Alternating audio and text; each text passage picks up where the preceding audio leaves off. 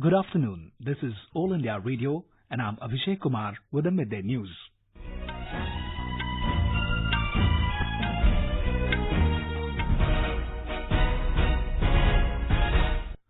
The headlines. Prime Minister Narendra Modi says India and Bhutan are seeking extensive cooperation in new areas to move beyond traditional sectors. Situation in Jammu and Kashmir moving towards normalcy with relaxation given in more areas today. Primary schools to reopen tomorrow. Defence Minister Rajnath Singh says in New Delhi will talk to Islamabad only about Pakistan-occupied Kashmir. Floods and heavy rain lash several parts of the country, affecting normal life.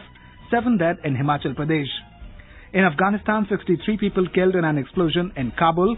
And in hockey, Indian men's team to clash with New Zealand and women's team to face Australia in Olympic test event in Tokyo.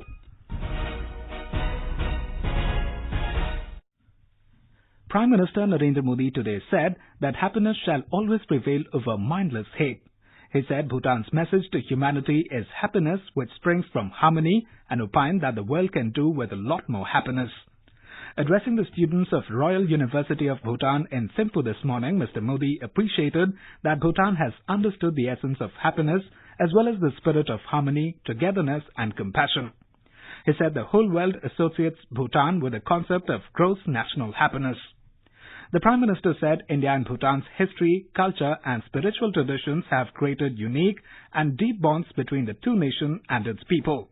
It is natural that the people of Bhutan and India experience great attachment to each other. After all, we are close not just due to our geography. Our history, culture and spiritual traditions have created unique and deep bonds between our people and nations.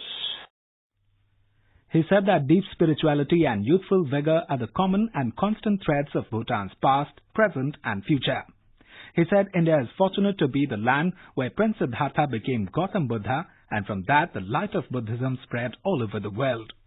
The Prime Minister added that much of what he wrote in the book Exam Warriors is influenced by the teachings of Lord Buddha, especially the importance of positivity, overcoming fear and living in oneness, be it with the present moment or with Mother Nature. Saying that there is no better time to be young than now, he called upon the youth to find innovative solutions to overcome everyday challenge they face. The world today offers more opportunities than ever before. You have the power and potential to do extraordinary things which will impact generations to come. Find your real calling and pursue with full passion. The Prime Minister said going beyond the traditional sectors of cooperation, both countries are seeking to cooperate extensively in new frontiers. Going beyond the traditional sectors of cooperation, we are seeking to cooperate extensively in new frontiers, from schools to space, digital payment to disaster management. Our cooperation in all these sectors will have a direct impact on young friends like you. He said that 1.3 billion Indian people are ready to partner with Bhutanese people in their future endeavors, especially in education. He said it is a matter of great happiness that young Bhutanese scientists will travel to India to work on designing and launching Bhutan's own small satellite. He hoped that the youth gathered on the occasion will go on to become scientists, engineers and innovators. Mr. Modi said India is also home to the biggest startup ecosystems in the world, and this is a great time to innovate in India. A student of Royal University of Bhutan in Thimphu spoke on Indo-Bhutan cooperation on education. Bhutan के students में बहुत opportunities मिलेंगी क्योंकि अभी भी हम many भूटानी students India में जा रहे हैं स्टडी करने के लिए और ये साइन करके तो हम भूटानी स्टूडेंट्स को बहुत गोल्डन अपॉर्चुनिटी है. In Jammu and Kashmir, situation is limping back to normalcy as authorities today relaxed restriction in more areas in Kashmir Valley. Landline phone services are being restored area-wise and some local newspapers too have resumed their publication from today. Government spokesperson Rohit Kansal said primary schools across the valley will reopen tomorrow and all necessary arrangements in this regard have been made. More from our correspondent. The authorities are confident that with primary schools being open tomorrow and attendance in government offices expected to increase substantial level, normalcy will get restored in Kashmir Valley. Yesterday, restrictions were eased in 35 police station areas in Kashmir Valley, whereas landline phone services were also restored in one-third of the total 96 telephone exchanges. The remaining landline phones are likely to be restored by this evening. Mushtaq Ahmed Tantre, AIR News, Srinagar. Defence Minister Rajnath Singh says that whenever talks with Pakistan take place, India will talk about only the areas of Jammu and Kashmir occupied by it. Addressing a function in Haryana today, he said talks with Pakistan will be held only when it stops harbouring terrorists. बात यदि पाकिस्तान के साथ होगी तभी होगी जबकि जो आतंकवाद वो संरक्षण देने का काम पैदा करने का काम पाकिस्तान अपनी धरती पर कर रहा है जब तक उस आतंकवाद को समाप्त नहीं करता है तो पाकिस्तान से बातचीत करने का कोई कारण नहीं है और आगे भी जो बातचीत होगी पाक अधिकृत कश्मीर पर बात होगी और किसी मुद्दे पर नहीं. Mr. Singh said the government would never let down the country.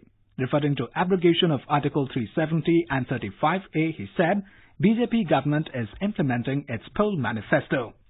The function was organized to flag off Jan Ashirwad Yatra from Kalka in Panchkula district. This is All India Radio giving you the news. For quick news updates round the clock, follow us on Twitter at AIR News Alerts. Floods and heavy rain lash several parts of the country, affecting normal life. In Uttarakhand, normal life has been disrupted due to continuous rain in different parts of the state. Char Dham Yatra is also affected at several places due to landslides. Major rivers and rivulets are swollen due to heavy rain in their catchment area. Moderate to heavy rainfall has been reported since last night. As many as 58 interior roads connecting villages have been blocked due to rain and landslides in the state from last few days. District administration is engaged to remove the debris for smooth traffic in different areas of Garhwal and Kumaon region. The weather department has issued warning of heavy to very heavy rainfall for Uttarkashi, Dehradun, Chamoli, Pauri, Nainital and Pithoragarh district for next 24 hours. Raghavesh Pandey, AIR News, Dehradun. In Himachal Pradesh, 7 people were killed and several other injured in rain-related incidents due to continuous heavy rainfall for the past 48 hours. Our correspondent reports that hundreds of vehicles are stranded on roads due to landslides on almost all the major highways of the state. Continuous rain in Himachal Pradesh for the past 3 days has disrupted and thrown normal life out of gear. Hundreds of vehicles are stranded on road due to landslides on various national highways. All hydroelectricity projects, including 1500 megawatt Nathpa Jhatri power project, have been closed due to increased silt in various rivers. Meanwhile, government is keeping a vigil watch on the situation and relief and rescue operation are being carried out to rescue people. Meteorological department has predicted that heavy rain will continue in next 24 hours also. This is Nandini Mittal, AIR News, Shimla. In Uttar Pradesh, fear of flood is looming large over many places close to major rivers in the state. Many rivers are flowing close to danger mark due to heavy rainfall and water coming from neighbouring states. River Ganga is flowing above danger mark at Kachla Bridge in Badayu. Sharda River at Palia Kala in Lakhimpur Kheri and Ghagra at Algin Bridge in Barabanki have crossed the red level. In Bundelkhand region, water release from various dams has caused danger of flood in many villages in Hamirpur and other districts. More from our Lucknow correspondent. In Hamirpur district, Betwa and Yamuna rivers are swelling and more than 1 dozen bridges have lost their road connectivity. Thousands of agricultural land have been inundated. Flood water is being lifted by pump sets to clear road transport. Flood posts have been established and district administration is taking stock of information of the situation around the clock. Alert regarding flood has already been issued in more than 5 dozen villages in the district. MS Yadav, AIR News, Lucknow. President Ramnath Kovind today inaugurated an underground bunker museum at Raj Bhavan, Mumbai. On the occasion, the President also laid the foundation stone of reconstruction of Governor's office cum residence. The thematic underground bunker museum, spread over an area of 15,000 square feet, will be open for the general public through prior online booking later during the year. Vice President M. Venkaiah Naidu has expressed happiness at receiving a copy of History of Lithuania in Hindi during his official visit to Lithuania. In a tweet, Mr. Naidu appreciated the step taken to publish comparative dictionary of 108 common Lithuanian and Sanskrit words. He said the next endeavor should be to compile and publish comprehensive dictionary of 10,000 common words in both the languages. The government plans to give debt waiver for small distressed borrowers under the insolvency law framework. The proposed waiver would be offered as part of Fresh Start provisions under the Insolvency and Bankruptcy Code (IBC).